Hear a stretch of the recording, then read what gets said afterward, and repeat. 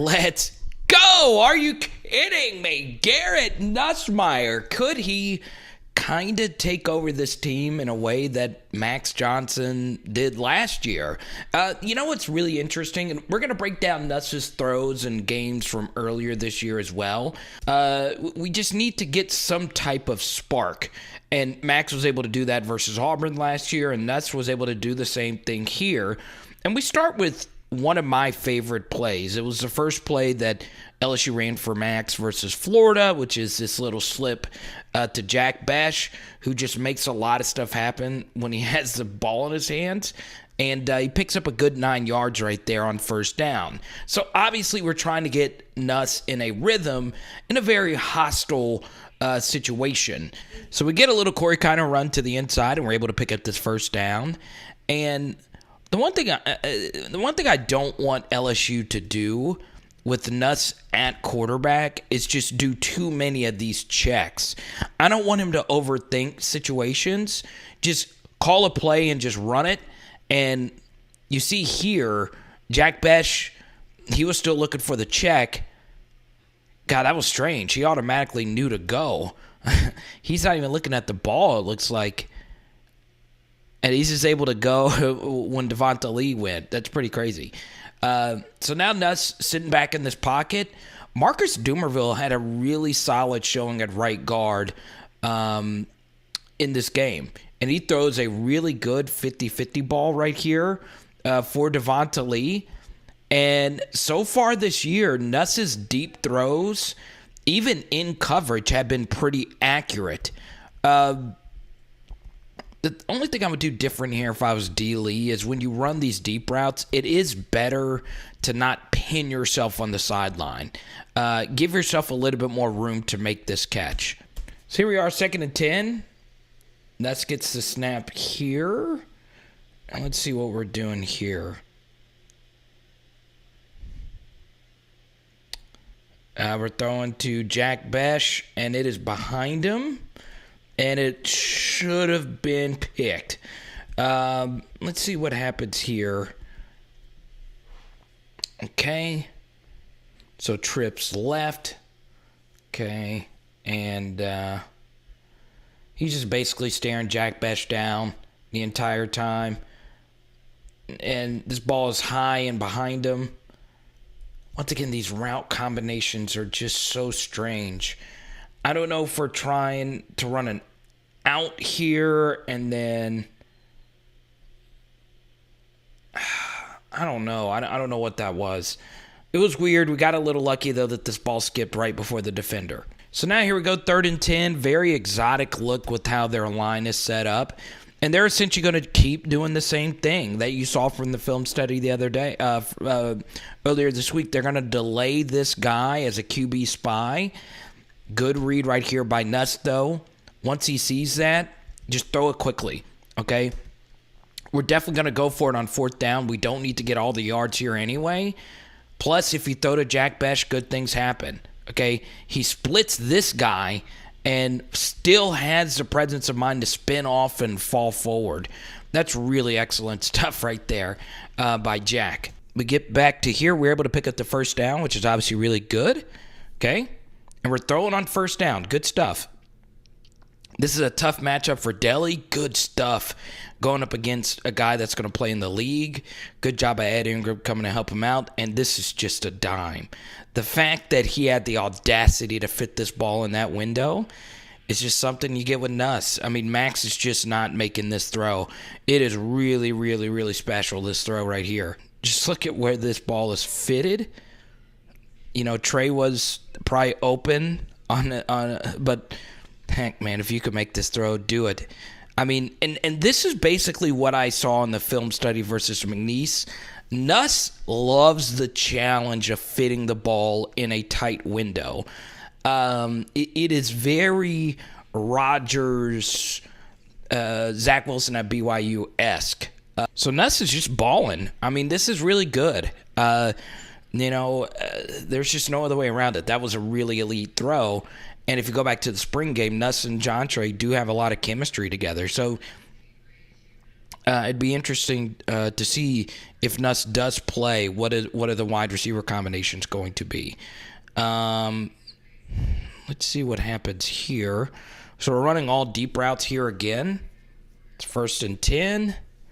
Nuss throws a rocket, and this ball doesn't need to be thrown. Okay, that with Nuss they're going to attack more vertically. Okay, so we're running once again 4 verts. It's all verticals. Okay, so once they do that, just hit your check down on 1st down. Okay, you hit that, you're picking up no less than 9 yards here, especially with Kiner's ability after the catch. Not quite all verts because we had this guy out here.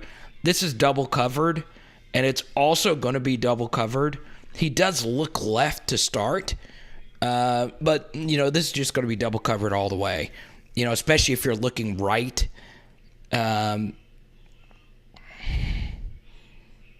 just there's just nothing there. Nothing. So, yeah, just don't throw that. So here we go. We get a light box, and now we're running the ball, which is what you want to do. And we're running counter. Okay? Good. This is looking good right here. So let's run right through that hole. Good pull right there by Deli. And let's cut it up in there. So we lose a yard or two because Kiner decided to cut out. But still, a good play right there. So now we're in 2-down territory. Or at least we think we're in 2-down territory here. So we get this 3rd and 5. Let's see what happens here. And once again, we are going to run it, okay, on this 3rd and 5. And this time Kiner cuts it up and picks up the 1st down. So on the last play, he took a bad bounce. This time he countered and just got up in there and picked up those yards. So Corey Kiner also having a good drive here, but this is where things began to stall. Okay, play action. Out of this zone. I don't know what's happening. And now this is rolling out to the right side here. This ball could have been thrown right there to John Trey a little bit earlier. But he rolls out to his right, throws on his off foot, and just chunks this ball into the Fletchers and the Kalins and the Tuckers and the Colts hanging out right here. It's still crazy. We went scoreless after the start that we had. Low snap, and we're running counter, and this time it just gets blown up. Welcome to the SEC, Marcus Doomerville. All right, so you're pulling, okay? This is good and tight around this hole, but 96 just destroys him, okay? This is just utter destruction. Boom, okay? And that obviously gets in the way of our running back. And now he had to bounce it. And we just had nowhere to go. All right, so 3rd and 10. And, if you're an LSU defense fan based on our film study, okay. All right. You probably don't remember this play, so I'm actually happy we get to do this, all right? This is really – there was nothing Nuss could really do about this except one little thing I would recommend. But what I want you to do right now, okay, and I try to make these film studies as fun as possible, is I want you to tell me the player here in this Ole Miss front that actually makes the sack. Okay, out of all these guys in the box, which one of these guys actually ends up making the sack, okay? Just give it your best guess, okay? And we'll go on ahead and let this play run out. And this is something that I really liked when I watched the Ole Miss defense. After the first drive, they did a lot of things defensively, such as having their nose tackle play about 1.5 yards off the ball. Michael Brockers did this in 2011. And ironically, the guy who had the sack was the slot corner. So the answer to the trivia question was nobody. It was the slot corner. Actually got this pressure, and actually, I lied to you. He actually didn't make the sack. It did end up being a lineman. I want you to roll out to the right. Okay? Now, once Josh Williams, that's such a tough, it's a really good defensive call. So roll out this way and see if you can break this contain this way. Okay? So once again, it's just one of those things. Good defensive call. So once again, just for you to see how difficult this is, you can't even see the blitzer from this end zone angle. You just can't. Okay. Maybe when Doomerville passes this off, he could. No, that's just so tough. It really is. Okay. Well, actually, no. I take that back. I'm wrong. Once again, I don't have the all-22. Nuss should have spun out this way because he had no receivers running routes to his right. Once again, all this was covered anyway. So this was a wasted timeout right here. We already burned a timeout for a stupid challenge. There's no way you go for it on 4th and 26 when you're down, 24? Okay, you're still down 3 possessions after a field goal. But if it's 4th and 26, you just got to kick it. Alrighty, so we have to kick this field goal. It's pretty easy. You do have to kick the field goal on 4th and 26. If it's 4th and 2, maybe you do go for it, but you're still down 24. So kicking the field goal right here is the right option. But you come to this channel for a little extra nugget, and it does involve Garrett Nussmeier, this kick. So you see right here, Anthony Bradford. Ed Orgeron said in a press conference that we won't expect to see Anthony Bradford the rest of the season. However, I'm not sure if it's necessarily injury related. So Anthony Bradford gave up a strip sack where Max Johnson held on to the ball too long, and after that strip sack, they replaced Anthony Bradford with Garrett Dellinger. And, well, I'm sure Anthony Bradford didn't really like that, considering he's been in and out of the lineup along with Cam Wire in the injury issues. And as many of you know, you heard Ed Orgeron talk about not having enough players to scrimmage at practice. So this is going to be really challenging for the media because normally whenever you hear about a player being out for the year, you automatically assume for injury. That is not the case at LSU. A lot of people are just leaving, or reportedly they could be leaving. We saw this earlier this year with Joseph Evans. And what actually happened here with Anthony Bradford, you can't really see it. He got flung to the ground and was involved in a skirmish, and as you see, the flag falls down right here. And the kick was still good, but obviously Anthony Bradford is really frustrated. So why does this matter as far as Garrett Nussmeier is concerned? Well, that's one less offensive lineman LSU has with an already thin group. And Anthony Bradford has a bright future. I mean, he's played pretty solid up to this point. So I do, in this case, hope it is injury related, because this would not be a good loss for LSU by any stretch of the imagination. So it would be interesting to see if Anthony Bradford is actually hurt, because obviously he looked healthy right there, or if there was an injury that happened from the Ole Miss game to the Monday where Ed Orgeron made the announcement. But once again, with a lame duck coach, there's going to be a lot of players making personal decisions as far as what their future is going to be. So it's really, really, really strange. So here we go, 1st and 10, 5:55 left to go in this one. Man,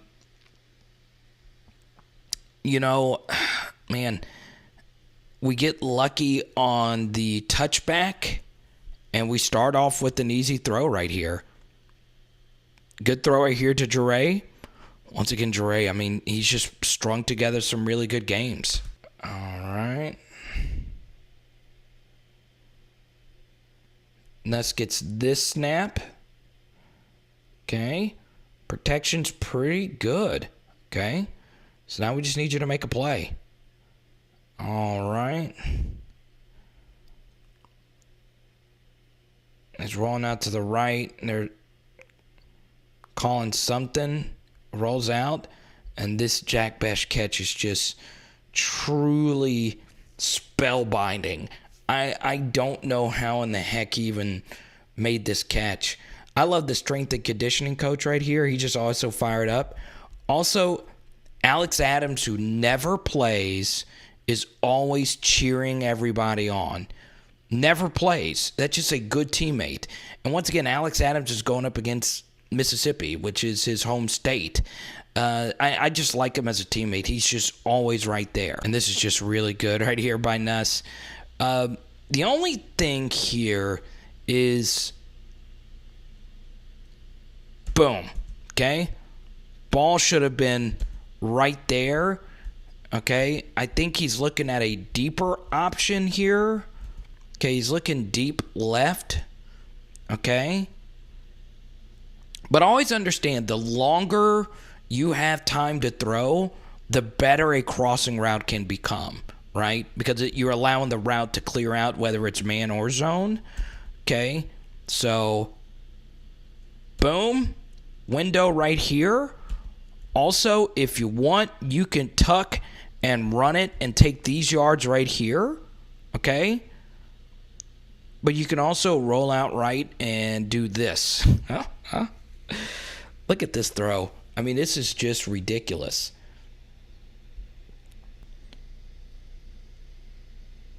I mean, essentially, two guys were right there. Was he throwing this ball? This would be what I would want to know, if he was actually throwing this ball to BTJ or Besh. I just think he's just chunking it in that general direction. But let's just appreciate this catch. I mean, Jack Besh is truly incredible, man. I mean, this is just ridiculous, man.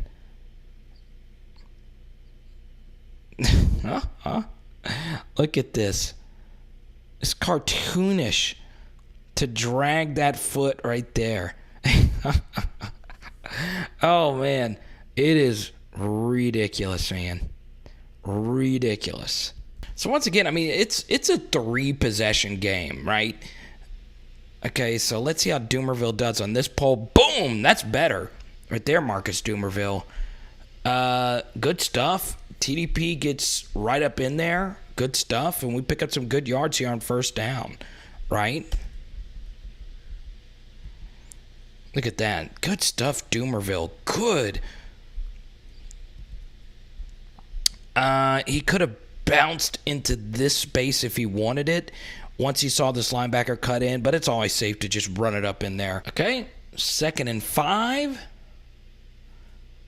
Get a snap here. Once again, it's rush 3, drop 8. Okay. And Nuss throws a 50-50 ball. TDP would have been an option right here. I like this throw more to BTJ than Devonta Lee, who makes a ridiculous catch. BTJ is a monster. Left foot lands right before the right, as you see right there.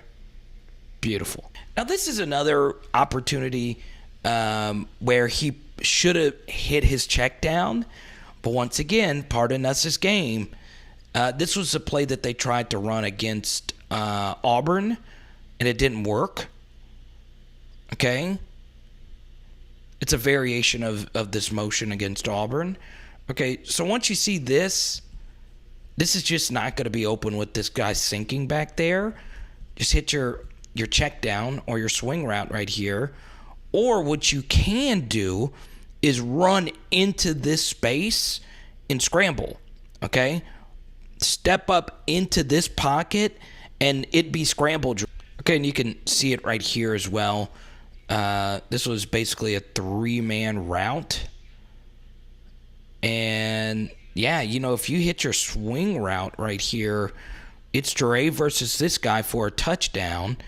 Or if you just step up and run into here, you could run into here and have a choice to go either way with everyone guarding the end zone. So we don't want to throw an interceptable ball right here. Now, even though that was a mistake, I do like the fact that his eyes are downfield and he is a little bit more quieter in the pocket. And what I mean by that is Max gets really noisy with his feet and his mechanics. He tends to drift backwards, which is what you don't want to do. All right, so 2nd and goal. Are we going to run it to make it a more manageable third? Heck no. We're going to let Nuss fit the ball in an absolute minuscule window. I mean, this throw is ridiculous. Not good, not great, but ridiculous. Freaking ridiculous to Malik Neighbors, who scores his second touchdown in 3 weeks. I like the celebration. I like the energy, but we are down by a lot of points. And you can see it from here even better. Thank goodness they give us the sky cam to really give us full appreciation. If they're going to rush 3, drop 8, you need to have a quarterback who has a cannon to fit the ball in a window such as this one. And Nuss is looking at Malik the entire way. Linebacker drifts far too much to the left. Look at that. It was tight. So you guys saw the film right there. Garrett Nussmeier, you're looking at his stats versus Ole Miss. QBR 78.3, which is pretty good, especially considering his other 2 performances against McNeese and Central Michigan were something else. The Central Michigan game, not as good as the McNeese game. His only completion was on a really well-designed, easy screen pass to Coy Moore in that game. But I do want to actually go look at one play from the McNeese game, and I believe this was actually Garrett Nussmeier's first throw. Okay, so he's back to throw. Pass protection is really good here. And then we go to the next slide, and Garrett Nussmeier, in a good pocket, decides to throw a bomb to Devonta Smith. And I want you to see where this ball actually landed. With a safety over the top, Nuss put this ball right on the money. So if you want to actually see the video of this play, once again, the McNeese film study is floating in the top right corner of your screen. However, even though that this throw was pretty accurate and it was put to where only Devonta could really catch it, Nuss had a few throws in this McNeese game where the deep ball was accurately thrown, but it wasn't the right option. So we go back to the start of this play, and then we take a look at this slide right here on 1st and 10 right at midfield. You notice here, Nuss decided to throw this ball into double coverage. Once again, it was accurate, but the better option would have been Cole Taylor. Easy check down right here. You also could have checked down to your running back to gain a few yards, but really the right option here was Brian Thomas Jr. over the middle, and as you see here, BTJ would have caught this ball and had plenty of room to do some damage after it. So now we get to the big question. Should Garrett Nussmeier start versus Alabama? And the answer to that is, well, maybe. I think the responsible thing to do, especially with 5 games left on the schedule, is make a decision with Garrett Nussmeier if he's okay to have his red shirt burned for this year. Now, one major wild card in all of this is Myles Brennan. Does Myles Brennan make a comeback? It looks as if he's not going to be ready for the Alabama game, so that obviously factors into this decision as well.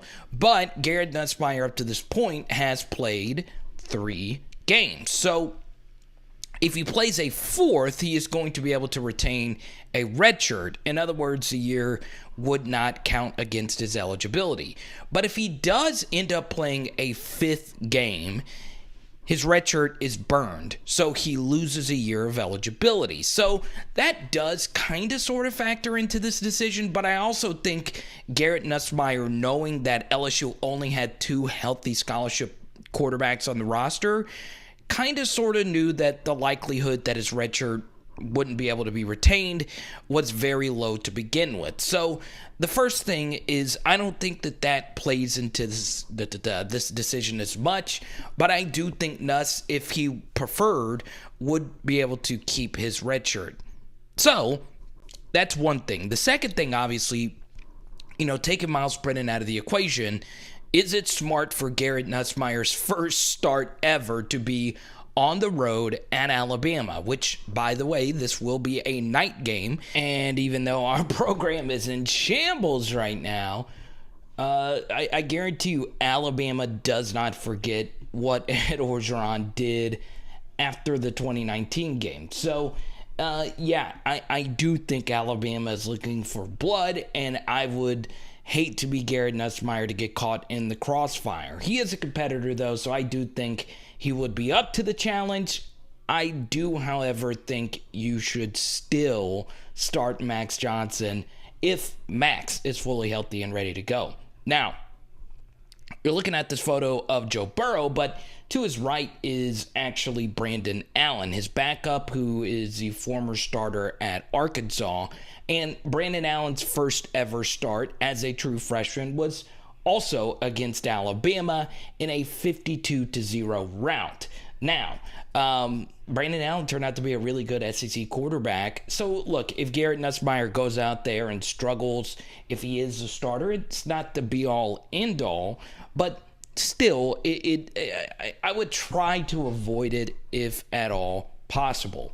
And obviously, I would still like to see Miles Brennan, even though the season is completely broken. I do think Miles will think about, if he was fully healthy, playing this season. I know that sounds crazy, but I do think he is itching to get out there for a potential playing opportunity. Now, obviously, there's a lot of unanswered questions surrounding this LSU football program, including, what we said earlier today about, Anthony Bradford. We don't even know who's fully healthy. We don't even know who's, basically still on the team. So, obviously, there is a lot to sort out if Garrett Nussmeier is going to be your starter. So, I do think what I think should happen, Max starts. I also think what will happen is, once again, Max Johnson will start. Now, for those that don't know, we are going to do something a little bit different. I just want to experiment with this. We're going to be doing a pregame show for LSU and Alabama for this Saturday. So normally we do the halftime chat and we do a post-game chat. We are going to do something a little bit different this time around. We're just going to do a pregame live stream, and we'll see how it works out. Once again, it's worth a shot. Why not? Comment down below your thoughts on today's film study. It is Power Hour LSU. Boom! And we're doing salmon tonight. Let's go.